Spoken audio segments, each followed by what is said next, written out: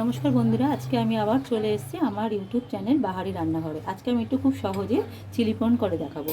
প্রথমেই আমি কড়াইতে তেল দিয়ে নিয়েছি, তেলটা গরম হতে দিয়েছি। এবার চিংড়ি মাছটা আমি ভালো করে ধুয়ে রেখেছিলাম, ধুয়ে নুন হলুদ মাখিয়ে রেখেছি। এইটার মধ্যে আমি হাফ চামচ রসুন বাটা দেব হাফ চামচ লঙ্কা বাটা, আর দেব 2 চামচ কর্নফ্লাওয়ার,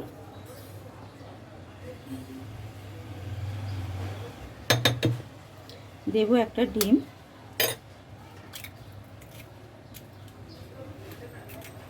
এবার চিংড়ি মাছটা ভালো করে মেখে নেব। কড়াইতে আমি একটু বেশি করে তেল দিয়েছিলাম, তেলটা দিয়ে গরম হতে দিয়েছিলাম, তেলটা গরম হয়ে এসছে। এবার একটা একটা করে চিংড়ি মাছ তেলের মধ্যে দিয়ে নেব।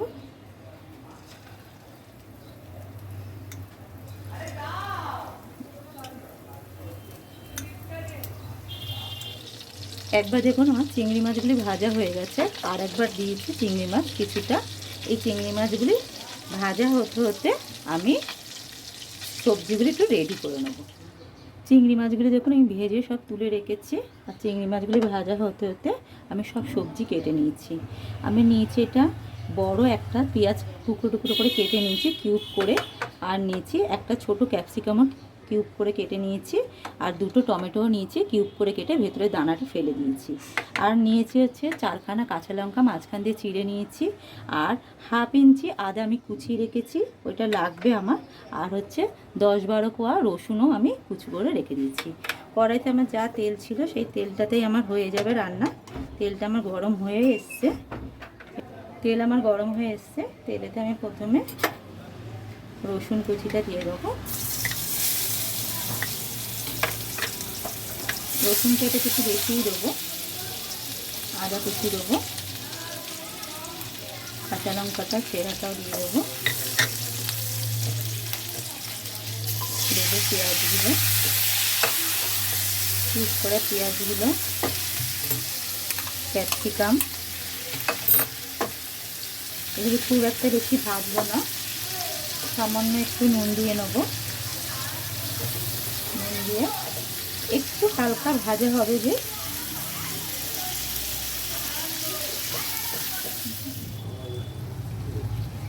আমার দেখুন পেঁয়াজটা আর ক্যাপসিকামটা একটু হালকা নরম হয়ে এসছে। এবার টমেটোগুলো আমি দিয়ে দেবো। টমেটোটা দিয়ে জাস্ট একটু নাড়িয়ে নেবো আমি। এখানে আমি 2 চামচ চিলি সস নিয়েছি, আর 1 চামচ আমি পাস্তা সস নিয়েছি। এটা আমি এটার মধ্যে দিয়ে দেবো।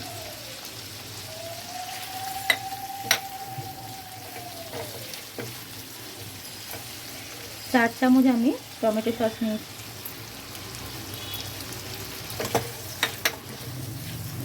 গ্যাসটা কমিয়ে দিলাম। দেবো 1 চামচ আমি সোয়া সস,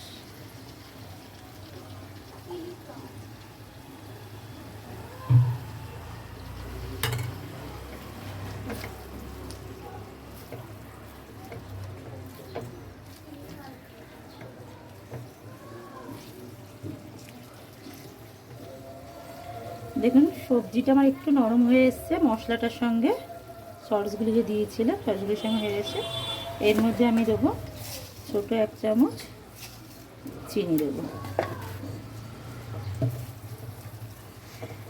দিয়ে আমি যে প্রনগুলি যে ভেজে রেখেছিলাম এই প্রনগুলি এটার মধ্যে দিয়ে আমি নাড়াচাড়া করব।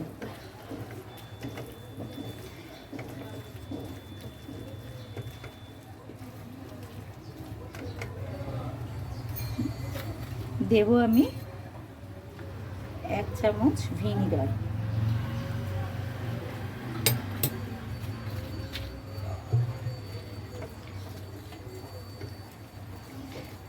নাড়াচাড়া করে নেব।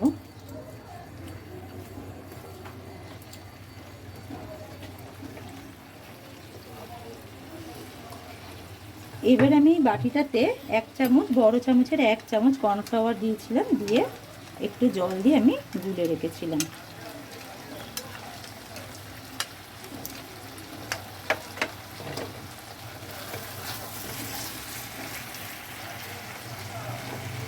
সামান্য একটু জল দিয়ে দেবো।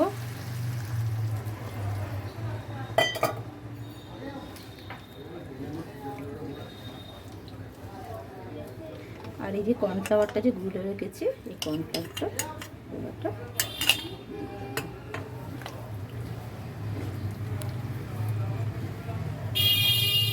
রেডি হয়ে গেছে আমার। দেখুন চিলি প্রন। এবার আমি এটার ওপর একটু সাদা তেল ছড়িয়ে দেবো।